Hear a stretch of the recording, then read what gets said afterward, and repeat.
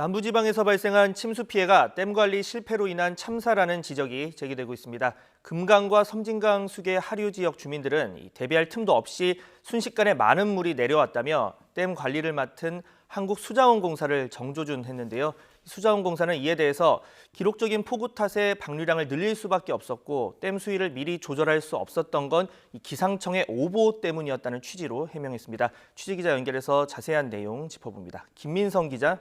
네, 전국부입니다. 네, 일단 피해 상황부터 보겠습니다. 이 전례 없이 긴 장마 때문이라고는 하지만 남부지방 피해가 손쓸 수 없을 만큼 컸죠? 네, 그렇습니다. 이번 폭우로 수십 명의 인명피해가 났고요. 11개 시도에서 8천 명에 달하는 이재민이 발생했는데요. 말씀하신 것처럼 남부지역 피해가 특히 막대했습니다. 섬진강 하류인 전남 구례구는 읍내 시가지 40%가 물에 잠겼고 전북 남원에서는 강 제방 120m가 붕괴해서 피해 추산액만 1,000억 원에 달합니다. 금강 하류인 충남 금산과 충북 영동, 옥천, 전북 무주 등 4개 군에서는 주택 220여 가구와 농경지 670여 헥타르가 물에 잠겼는데요.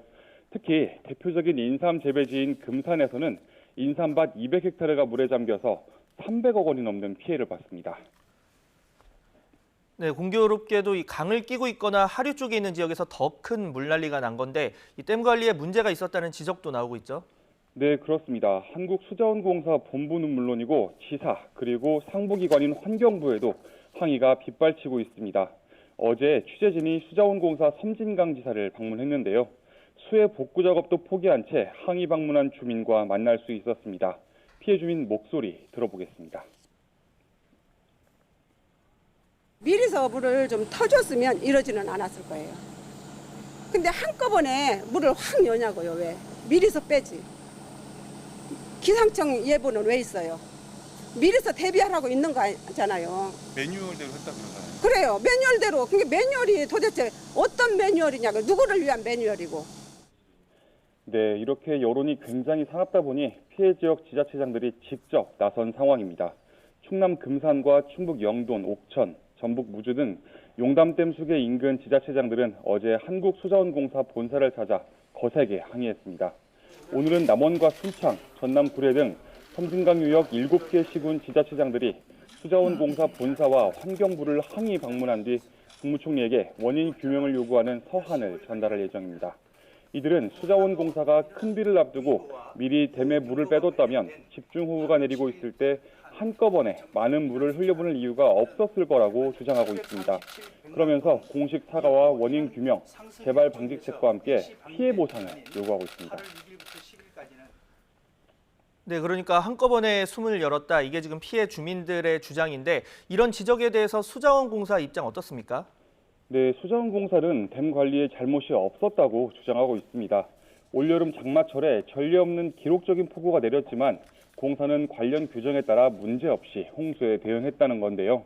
먼저 섬진강댐의 경우 8월 7일과 8일 집중호우 전부터 홍수기 제한 수위보다 3m 낮게 댐 수위를 유지해서 사전에 홍수 조절 용량을 확보했다고 해명합니다.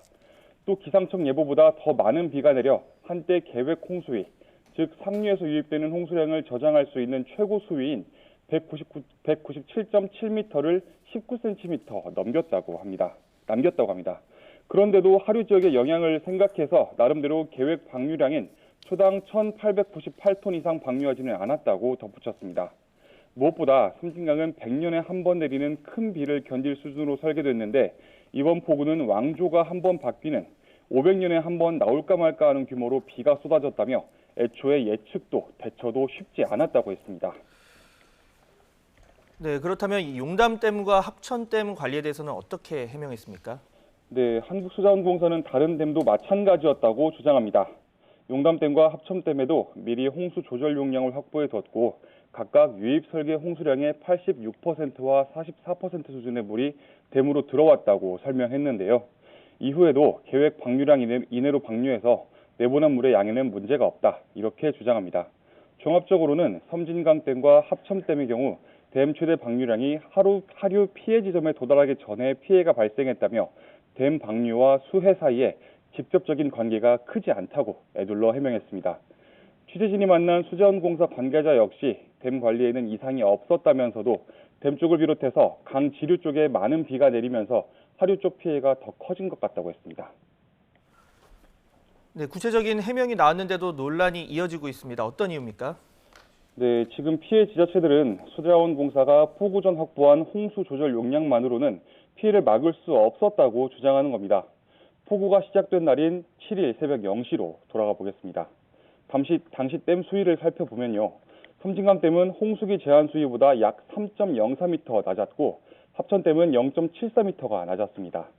용담댐은 홍수기 제한 수위보다 오히려 0.55m 높았습니다.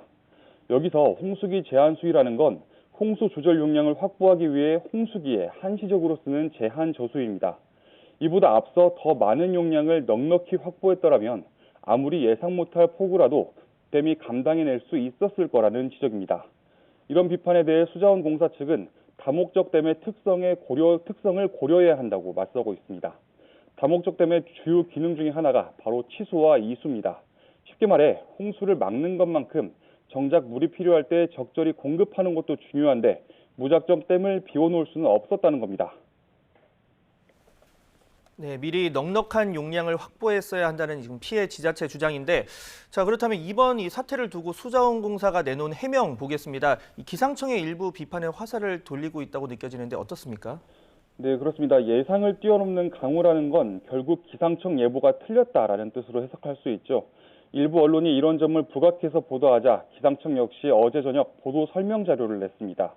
기상청은 적절한 기상 정보를 제공했기 때문에 댐 수위 조절이 기상청 예보 때문이라는 설명은 사실과 다르다고 반박했습니다. 기상청은 용담댐에 대해서는 지난 5일부터 단기 예보 통보문으로 지속적인 비를 예보했고 합천댐 지역에도 실제 내린 강수량 수준의 비를 예보했다고 설명했습니다. 전례 없는 수해가 기관과 기관 간의 갈등으로 번지고 있는데요. 기상청은 환경부 외청이고 한국수자원공사는 환경부 산하 공공기관으로 공교롭게도 집안 싸움이 돼버렸습니다. 물론 두 기관이 책임 소재를 분명히 하는 것도 중요하겠지만 큰 틀에서 원인을 분석하고 제대로 된 대책을 마련하는 게 더 시급하지 않을까 생각합니다. 지금까지 전국부에서 YTN 김민성입니다.